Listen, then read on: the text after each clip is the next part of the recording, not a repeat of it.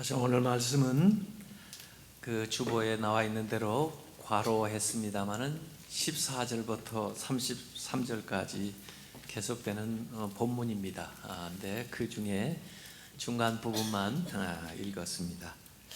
지난주에 그 머윈 선교사님이 그 6.25 때 그 어려움 겪어 유기되었던 그 아이를 고아원에서 그 입양을 한 이야기를 했는데요. 원래 그 머윈 선교사는 어린 아이 또 남자 아이를 입양하려고 갔었는데 그 9살 먹은 소녀 더구나 혼혈아를 입양을 한 이야기를 했습니다. 왜 그 어린 사내 아이를 입양을 하지 않고 9살 먹은 이 혼혈아를 입양했을까? 그 모인 선교사님 뜻이죠. 그 고아원에 그 나중에 그 아이 이름을 스테판이라고 이름을 지었다는데 그 스테판이뿐만 아니라 더 어렵게 힘들게 생긴 불쌍한 아이들이 많이 있었을 텐데 왜 그 스테파니를 입양을 했을까요? 그 입양을 당하지 못한 다른 아이들은 억울하지 않을까요? 만약에 이게 스테파니뿐 아니라 모든 사람들을 다 입양해야 될 책임이 머인 선교사 부부에게 있습니까? 이런 이야기, 이런 생각을 하면서 오늘 말씀을 볼 필요가 있어요. 그래도 그 아이라도 하나 거둔 게 감사한 일이죠. 그 구약에 하나님께서 아브라함을 선택하셨고 그리고 이삭을 선택하셨고 야곱을 선택하셨다고 하는데 그러면 선택 못 받은 사람들은 어떻게 된 거예요? 그 사람들은 또 불만하지 않겠어요? 그래서 누구는 선택하고 누구는 선택하지 않았으니 이건 불공평해요. 하나님 불의해요. 그렇게 물어볼 수 있느냐 하는 것이 오늘 9장 14절 시작하면서 나오는 질문이에요. 하나님께 불의가 있느냐? 그리고는 바울은 답변하는 겁니다. 그럴 수 없느니라. 그런 것은 있을 수가 없다. 하나님이 불의하다니 그건 생각할 수도 없다 하는 얘기입니다. 성경에도 그런 얘기가 여러 번 다른 대목에 나와요.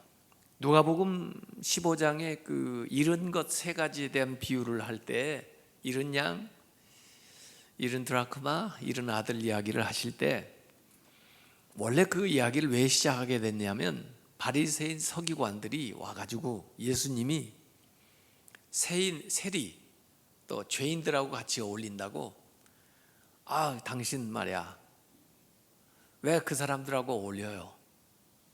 죄인인 거 몰라요?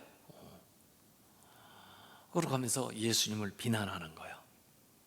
그때 예수님이 이 3부작 잃은 것에 대한 비유를 말씀해 주셨거든요. 그 비유 가운데에도 탕자의 비유에 보면 그 형이 그 동생을 받아들이는 아버지를 두고 아버지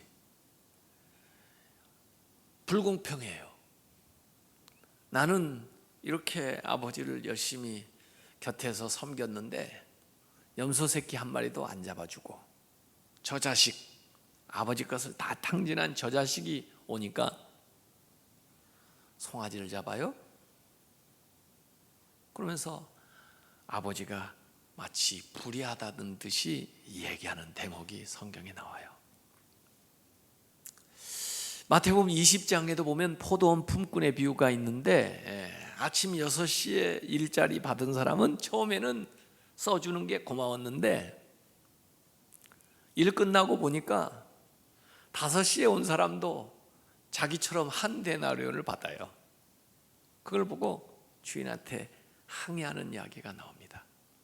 그때도 주인이 그 6시에 온 사람 보고 얘기해요. 아니, 내가 내 것 가지고 5시에 온 사람에게 한 데나리온 준 게 그게 잘못이에요? 내가 당신한테 뭐 잘못했어? 당신하고 약속한 건 했잖아. 그 아버지가 큰 아들한테 얘기합니다. 야, 네 동생은 죽었다가 다시 살아나서 그 기뻐 가지고 내가 잔치를 벌였는데 그게 불의하단 말이냐? 이런 거죠. 하나님이 우리를 선택했다고, 하나님이 우리를 하나님의 자녀 삼았다고 잘못된 게 있어요? 이 얘기를 바울은 물어보고 있는 겁니다. 특별히 이제 족장들 얘기했으니까 모세 이야기로 이제 내려와요. 모세 때 하나님께서 하신 말씀 15절에 그 출애굽기 33장 19절을 인용해 가지고 하나님이 이런 말씀 모세에게 하신 것을 기록해 놨어요. 내가 긍휼히 여길 자를 긍휼히 여기고 불쌍히 여길 자를 불쌍히 여기리라. 하나님이 어련히 알아서 긍휼히 여길 사람을 긍휼히 여기고 불쌍히 여길 자를 불쌍히 여기지 않겠냐 그 말이죠. 그건 하나님의 소관이에요. 하나님의 주권에 관한 거예요. 우리는 우리가 할 일 하면 되는 거예요. 사실 이 출애굽기 33장의 정황은 모세가 계명을 받기 위해서 산에 올라간 사이에 백성들이 자기들을 이끌 신을 만들겠다고 송아지 우상을 만들어 놓고 거기에다가 우상을 섬기던 그때 하나님이 진노하셔서 그들을 심판하려고 할 때 모세가 막아선 거예요. 하나님 사하여 주십시오. 그러지 않으면 제 이름도 제해 주십시오. 그랬더니 하나님이 사하여 주는 거예요. 그 표로 주의 영광을 저에게 보여달라 하니까 하나님이 영광을 보여주는데 모세가 아마 자기 혼자 보기 너무 아까웠던 것 같아요. 그래서 모든 백성들이 그 영광을 다 보게 좀 해주십시오. 그랬더니 하나님께서 아니다. 볼 자는 보고 못 볼 자는 못 본다. 아무리 사람이 많아도 다 보는 게 아니다. 아마 못 보는 사람 측면에서는 좀 억울한 면이 있겠지만 그 나름의 이유가 있다는 거예요. 그래서 모두 다 구원받는 게 아니라 내가 긍휼히 여길 자를 긍휼히 여기고 불쌍히 여길 자를 불쌍히 여긴다 하는 거예요. 이 하나님의 주권에 해당하는 하나님의 선택권이에요. 어떤 신학자는 그런 얘기하는 사람도 봤어요. 그걸 신학적으로 말하면 보편 구원론이라고 하는데 하나님은 뭐 사랑이 많으신 분이니까 결국에는 모두 다 구원할 거다. 보편 구원론. 그런데 아니요. 성경은 분명히 오늘 하나님의 주권, 하나님의 선택권이 있어요. 긍휼히 여길 자를 긍휼히 여기고 불쌍히 여길 자를 불쌍히 여긴다는 거예요. 이 긍휼, 은혜 이런 걸 많이 얘기했는데 제가 가끔 설명을 해드리죠. 이게 긍휼하고 은혜의 차이가 어떤 건지, 이게 뭘 말하는지. 긍휼이라는 건 뭐냐면은 마땅히 받아야 될 것을 면해 주는 게 긍휼이에요. 긍휼하심을 받는다. 그러면 내가 심판받아 마땅한데 그걸 면해 주는 게 긍휼이에요. 은혜는 뭐냐면 받을 자격이 없는데 주시는 게 은혜예요. 은혜와 긍휼을 힘입으시기 바랍니다. 세상에서도 그렇게 살면 참 살맛나요. 제가 긍휼을 입을 때는 교통 신호를 위반하고 이렇게 갔어요. 경찰이 저를 붙들었죠. 여보, 신호등 봤어 못 봤어? 신호등은 봤는데 당신을 못 봤네 내가. 그래가지고 이제 면허증 내요? 면허증 싼 걸로 좀 해주세요. 그런데 딱 보더니 뭐 그 점잖은 분이 그래 그러면서 오늘은 그냥 제가 가라고 그냥 해드릴 테니까 다음부터는 안전을 위해서라도 신호등을 좀 지켜서 운전을 하세요 하고 저한테 딱 주면 그게 제가 뭘 힘입은 겁니까? 긍휼을 힘입은 거예요. 긍휼을 입은 거예요. 그게 마땅히 받을 스티커를 안 받은 게 그 긍휼이에요. 그럼 은혜는 어떻게 받습니까? 제가 이코노미 클래스 비행기표를 끊어 공항에 갔는데 그 공항에 있는 그 아가씨가 한번 써 보더니 제가 그 비즈니스 클래스로 업그레이드 해줘도 괜찮을까요? 프리, 예? 추가 요금이 없는데 그럼 뭐라 그래야죠? 당근이죠 그래야죠. 뭐 그걸 또 굳이 안 가겠다고 그럴 필요가 뭐 있어요, 예? 그래서 이코노미를 끊었는데 비즈니스 클래스를 탔어요. 그게 뭐예요? 그게 은혜예요, 예? 내가 받아야 될 것보다 더한 걸 주는 거예요. 그런 자격이 없는데 주는 거예요. 그 은혜를 받으시기 바랍니다. 그 하나님의 소관이에요. 하나님의 주권이에요. 뭐 뒤에 있는 사람이 이 사람은 왜 비즈니스 해주고 나는 안 해줘요? 아니 당신은 이코노미 사잖아. 네. 해주고 안 하고는 그 사람 마음이에요. 네. 그래서 이게 우리가 원한다고 되는 거 아니에요. 그래서 찬송가 544장에도 보면 울어도 못하네 눈물만이 흘려도 겁을 없게 못하고 겁을 죄를 씻지 못하니 울어도 못하네 십자가에 달려서 예수 고난 당했네 나를 구원하신 뒤 예수밖에 없네 울어도 못할 뿐만 아니라 힘써도 못하네 아무리 힘을 써도 참아도 못하네 아무리 참아도 믿으면 되겠네. 믿는다는 건요 주님이 하신 은혜를 주님이 하신 일을 그냥 받아들이는 정도예요. 내가 뭘 업적을 쌓는 게 아니에요. 그래서 오늘 로마서 9장 16절에 보니까 원하는 자로 말미암음도 아니요 원한다고 되는 게 아니야 달름박질 하는 자로 말미암는 것도 아니요 노력한다고 되는 게 아니에요 오직 긍휼히 여기시는 하나님으로 말미암음이니라. 내 내부적인 내 수고 공로 때문이 아니고 외부에서 밖에서 부으시는 은혜를 통해서 하나님의 뜻을 따라 우리가 이렇게 긍휼히 여김을 받았다 그런 얘기입니다. 그래서 구원은 하나님의 선물이지 절대로 우리의 공로나 우리의 성과나 업적이 아니에요. 그래서 하나님은 우리를 참 구원으로 이렇게 부르신 것을 감사하시기 바랍니다. 근데 그건 사실 문제가 없는데 때로는 또 유기하는 경우도 있어요. 선택만 있으면 뭐 문제가 없는데 유기 버리는 거예요.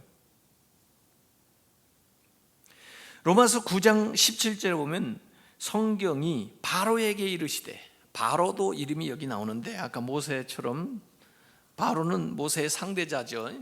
계속 우리 이삭, 이스마엘, 야곱, 에서 나오듯이 모세, 바로 나오는 거죠. 바로에게 이르시되 내가 이 일을 위하여 너를 세웠으니 바로도 세웠는데 그가 하는 역할은 곧 너로 말미암아 하나님의 능력을 보이고 하나님이 얼마나 능력이 많으신가 하는 것을 보이려고 또 내 이름이 하나님의 이름이 온 땅에 전파되게 하게 하려 너를 세웠다 이거예요. 근데 그 역할이요 아주 안 좋아요.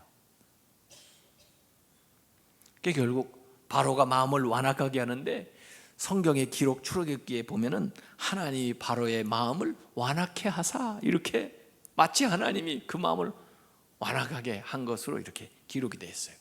가지고 한 번만 매를 맞아도 될 것을 10번을 쌓아요. 10가지 재앙을 만난다고요.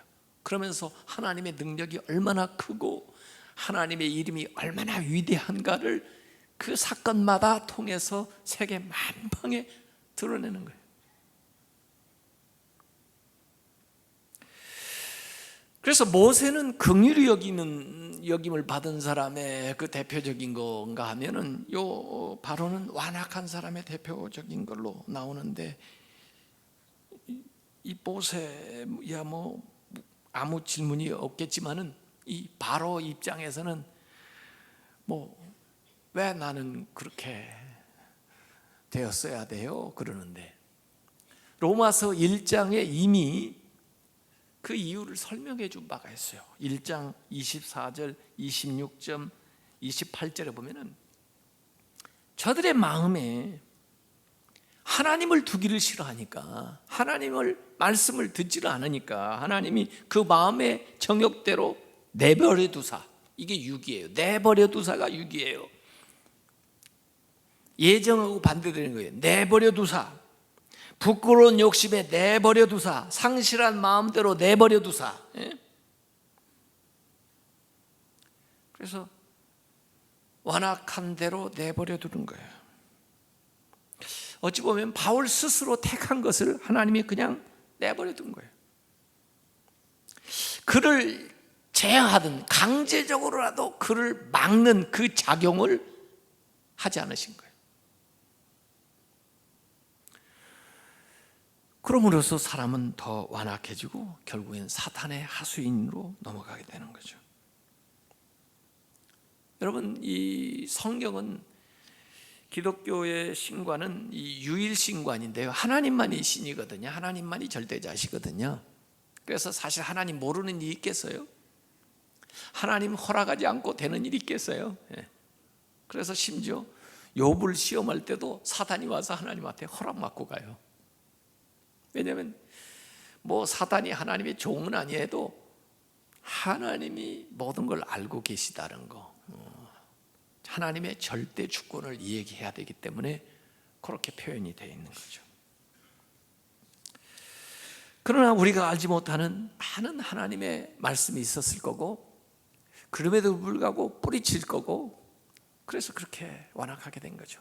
신약에는 가룟 유다 같은 사람의 가룟 유다가 제자로 선택될 때부터 너는 배신자 케이스로 영입하는 거야, 그러지는 않았을 거예요. 아마 예수님을 따르는 시간 동안에도 같이 섞여서 있었는데, 여러 차례 예수님께서 마지막 만찬 때도 하시는 것들 보면은 뭔가 그를 돌이키고 회개할 수 있는 기회를 주시는 것 같은데, 그러나 번번이 그는 그걸 뿌리치기 때문에 내버려 둔 거죠. 제임스 케네디 목사님, 그 전도 폭발 그걸 시작하신 분은 이런 비유를 들어서 얘기를 했어요. 5명이 은행 강도를 모의했다는 겁니다. 그런데 그들이 다 자기 친구예요. 그래서 가가지고 절대 그러면 안 된다, 너 어떻게 하려고 그러냐, 왜 그렇게 사느냐 하고 얘기하는데도 이 친구들이 다 뿌리치고 말도 듣지 않고 결행하기 위해서 가는 거예요. 그래서 그 5명 중에 1명을 붙들은 거예요. 그러니까 자기 놓으라고 그러는데 놓아주지 않으니까 자기를 때리고 또 같이 싸우고, 그러면서 그 녀석을 만류를 한 거예요. 붙들고 있었는데. 그런데 그 4사람이 가가지고 결국은 권총 강도 짓을 한 거예요. 경비원도 쏘고, 그리고는 돈을 탈취해가지고 도망갔는데 결국 그 4사람이 다 체포가 된 겁니다. 그래서 법정에 서서 사형 구형을 받은 거죠. 4사람이 다 살인 강도 혐의로. 한 사람은 거기 가담을 안 했기 때문에 사전에 그걸 알고는 있었지만은 그 사람은 그래도 사형 언도를 면한 거예요. 자, 질문하는 겁니다. 제임스 케네디 목사님이. 그 4사람은 누구의 죄 때문에 사형 언도를 받았습니까? 자기들의 죄 때문입니다. 그 한 사람은 누구 때문에 사형 구형을 면했습니까? 그 붙든 친구 때문에. 그렇죠? 4명이 사형언도 받은 것은 그 한 사람 가서 만류했던 사람의 책임이 아니에요. 그는 자기 할 일은 했어요. 그런데도 그들이 듣지 않고 갔어요.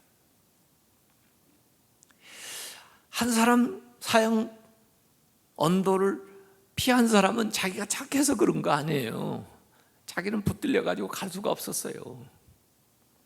그래서 이렇게 얘기하는 겁니다. 지옥에 가는 사람은 자신밖에 탓할 자가 없다.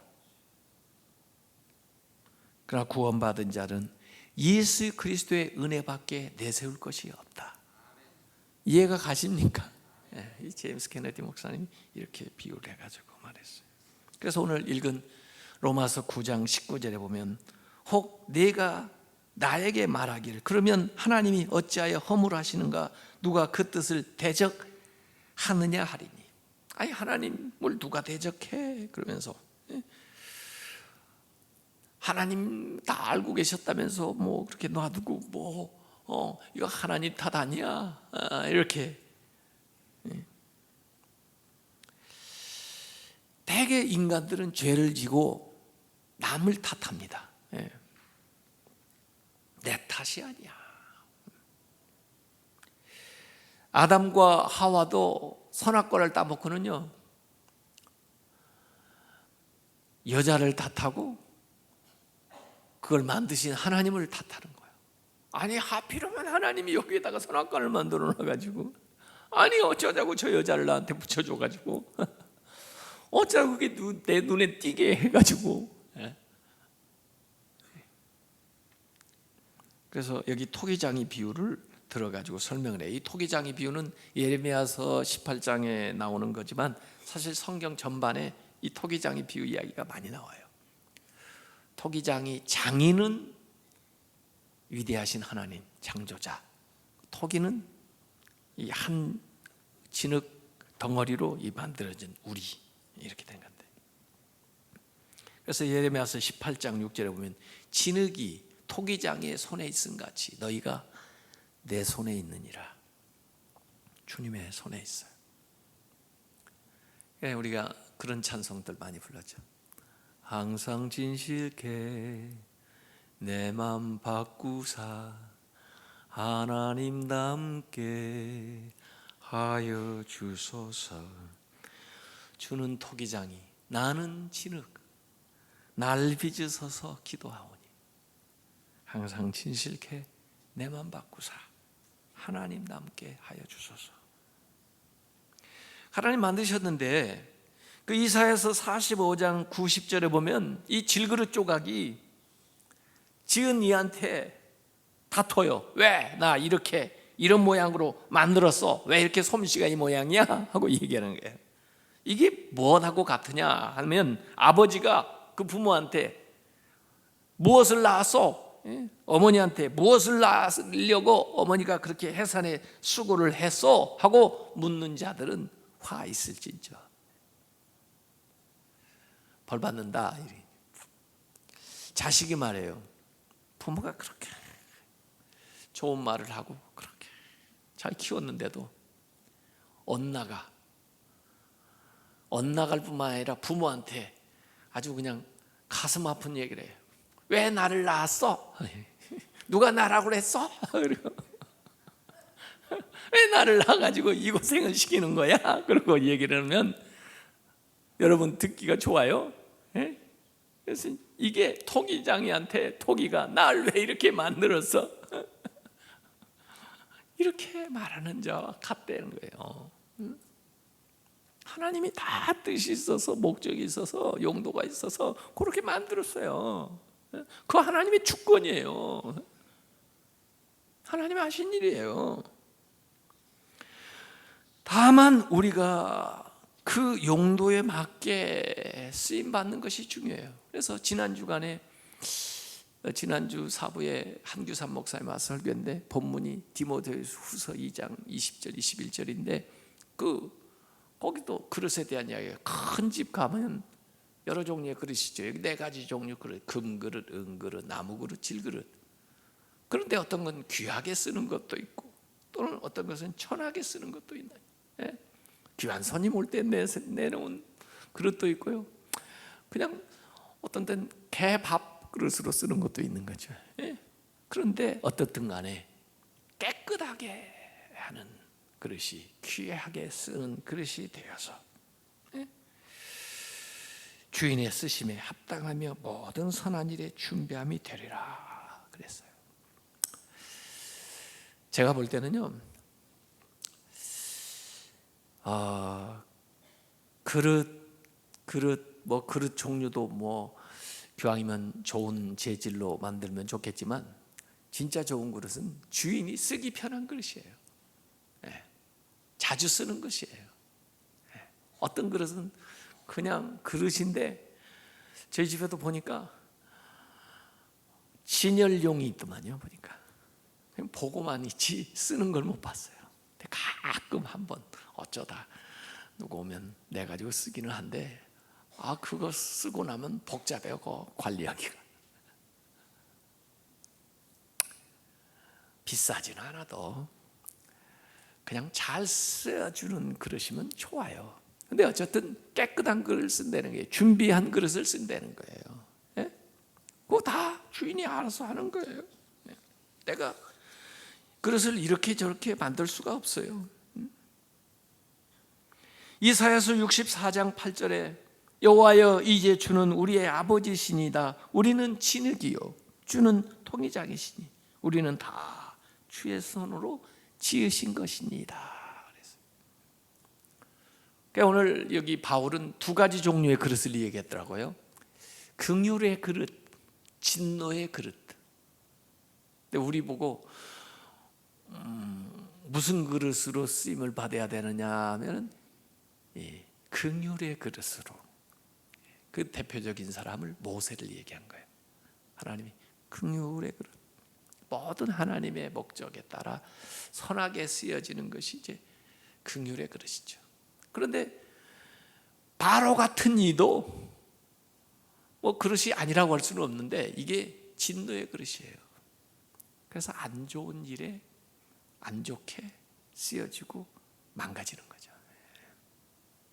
그런 것은 되면 안 되는 거죠. 이 긍휼의 그릇은 어떻게 되냐? 유대인만 되는 게 아니라 모든 이방인들까지 포함하는데, 유대인 중에서도 이방인 중에도 부르심을 받은 자들, 하나님이 미리 아시고 미리 정하시고 부르신다고 그랬잖아요. 그 부름을 받은 사람들이 다 긍휼의 그릇이에요. 그래서 그 말씀을 해명하기 위해서 호세아서를 인용합니다. 호세아서는 호세아가 고멜하고 결혼해가지고 자기 자식도 아닌 자식을 낳게 되는 이야기인데, 그걸 통해서 하나님께서 이방인조차도 내 백성이다, 내 자식이다 하는 것들을 이제 깨닫게 되는 이야기인데, 그 호세아서 2장 23절에 내가 나를 위하여 그를 이 땅에 심고 긍휼히 여김을 받지 못하였던 자를 긍휼히 여기며 내 백성 아니었던 자에게 향하여 이르기를 내 백성이라 하리니 그들은 이르기를 주는 내 하나님이라 하리라 하시니라. 그래서 하나님께서 일방적으로 우리의 어떤 선행이나 우리의 자격이 없음에도 불구하고 내 백성이다, 내 백성이다 이렇게 불러주는 거예요. 그래서 결국 우리는 부름받고 하나님을 내 하나님이다 이렇게 부르게 되는 거죠. 이런 하나님의 선택, 이런 하나님의 은혜, 이런 하나님의 긍휼, 이런 하나님의 사랑, 이런 하나님의 용서, 이런 하나님의 신비가 오늘 우리를 하나님 앞에 인도해 줬다는 거예요. 이거 내가 한 게 아니에요. 하나님의 절대적인 주권인데.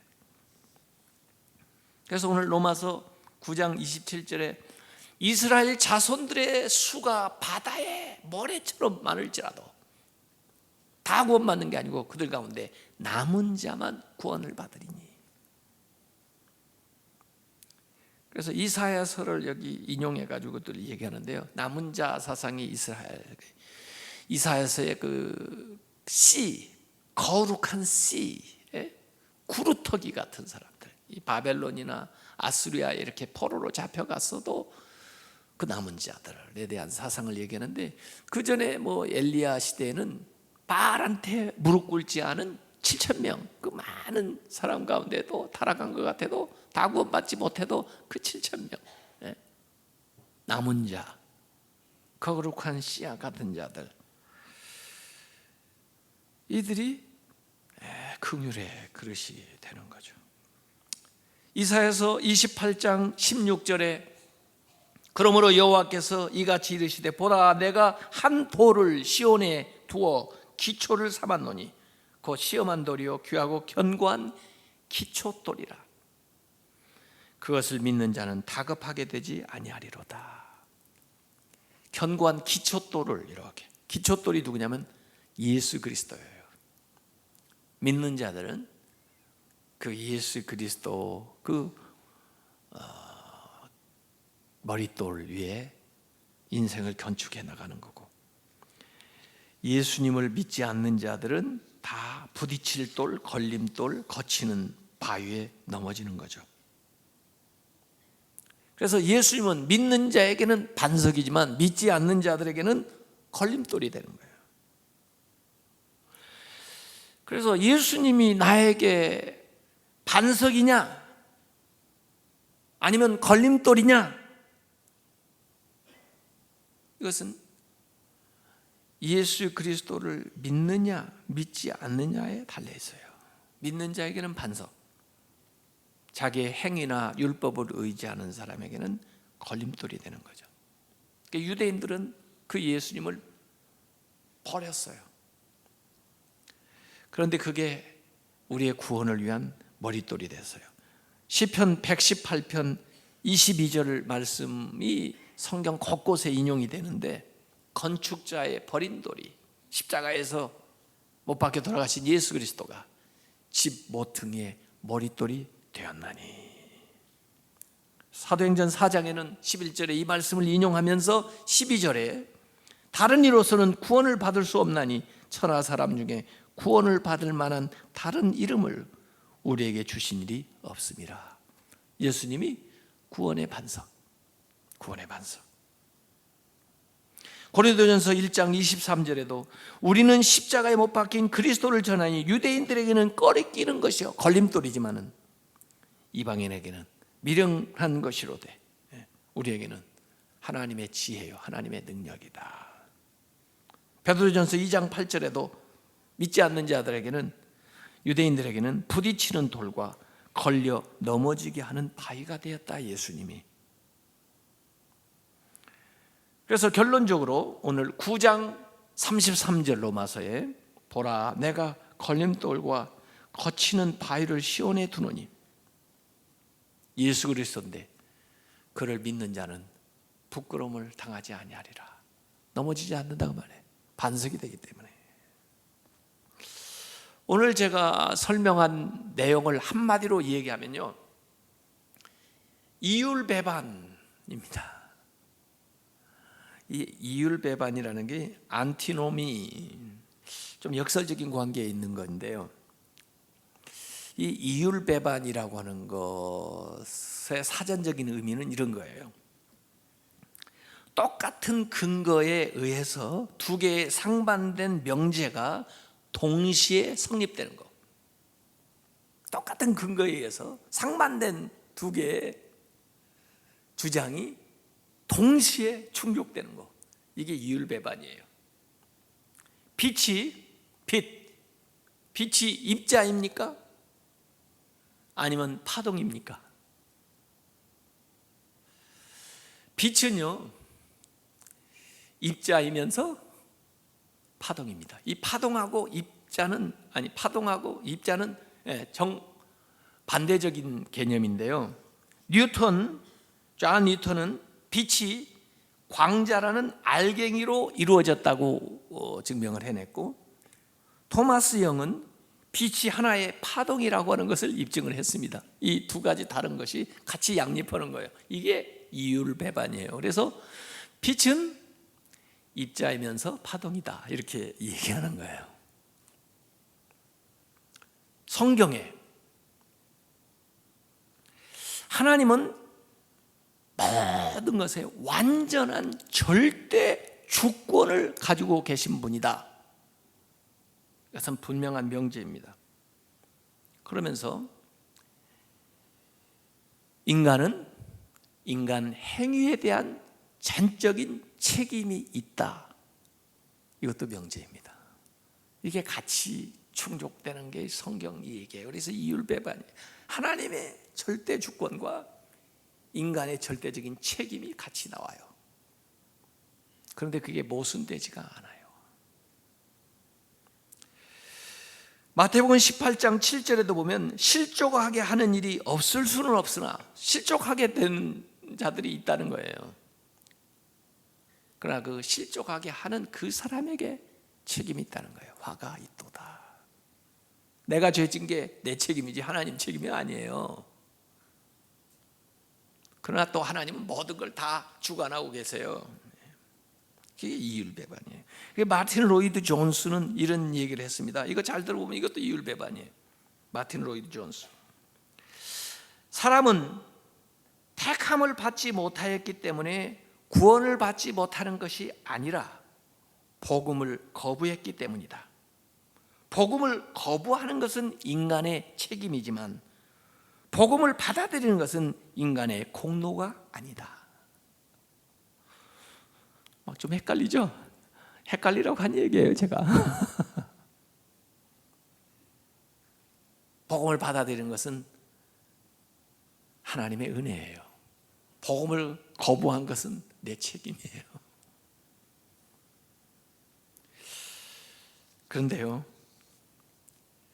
이 말씀들은 우리에게 엄청난 확신을 주는 거예요. 여러분이 생각해 보세요. 여러분이 특별나서 이 자리에 온 게 아니에요. 저도 가만히 생각해요. 어느 때는 보면 참 형편없어요. 그런데도 부르심을 받았거든요. 그 이유를 모르겠어요.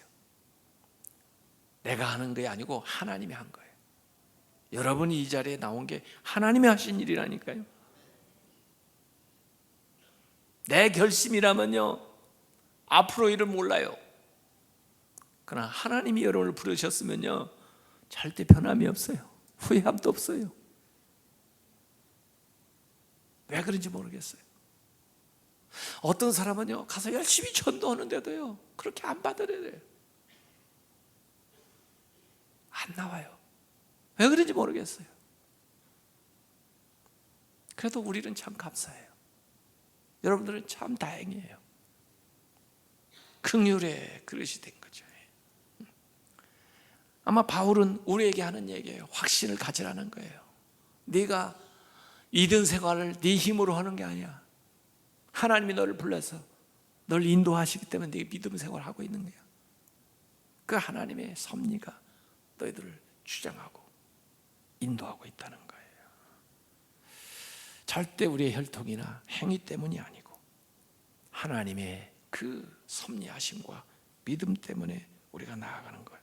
그래서 하나님은 주권적으로 우리를 선택하시고 우리를 구원하셨다는 것, 절대 믿는 자들은 부끄러움을 당하지 않는다는 것, 그 하나님의 주권을 믿으시고 그 하나님의 섭리 안에서 살아가는 성도들이 다 되시기를 주님의 이름으로 축원합니다.